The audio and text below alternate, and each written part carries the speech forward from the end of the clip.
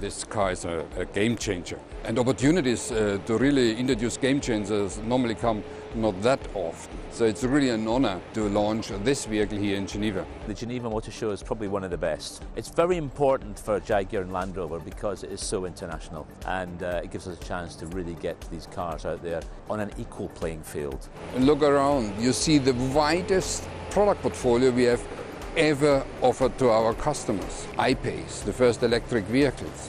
Then we have next to me 575 horsepower F-Type, or the new Range Rover and Range Rover Sport, the most refined cars overall. So we are really there delivering a widespread and the most sustainable product portfolio ever.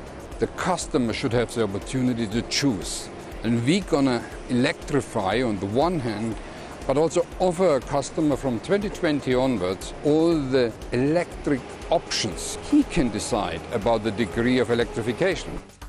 Well, the one biggest challenge with the I-Pace is because you start off with a layout we've never experienced before, you're not quite sure where it's going to take you. For instance, it's got a small bonnet on it. Jaguars usually have long bonnets. It's got more cabin space inside it. And the opportunity is the freedom you've got when you design it. It's fantastic. For most of the Pace family, they're internal combustion engines. You have a gearbox and you have a lot of mechanical stuff inside. So the shape is determined by the mechanics of the car. With the I-Pace, we have an electric platform which gives a lot more freedom. There's only small motors in it, so it allows the designers like myself to create a shape and top which is much freer. The great thing with the interior I-Pace is because you have more room, we're able to maximise the amount of space that's usable. There's more leg room, and there's even space under the rear seats because there's no petrol tank. So it's really about usable space. That's the great thing about the interior. The other thing is we didn't opt to put a great big touchscreen in it like so many other people are doing. We've broken it down to small segments. So you have major controls, minor controls and rotary controls that you can feel and touch and interact with while you're driving safely. I predict that I-Pace is going to be a template for so many cars you're going to see over the next 10 years. This is the new Range Rover SV Coupe. We've just launched it here at the Geneva show. Fantastic reception to it. It pays homage to Range Rover's unique heritage. It's a two-door coupe.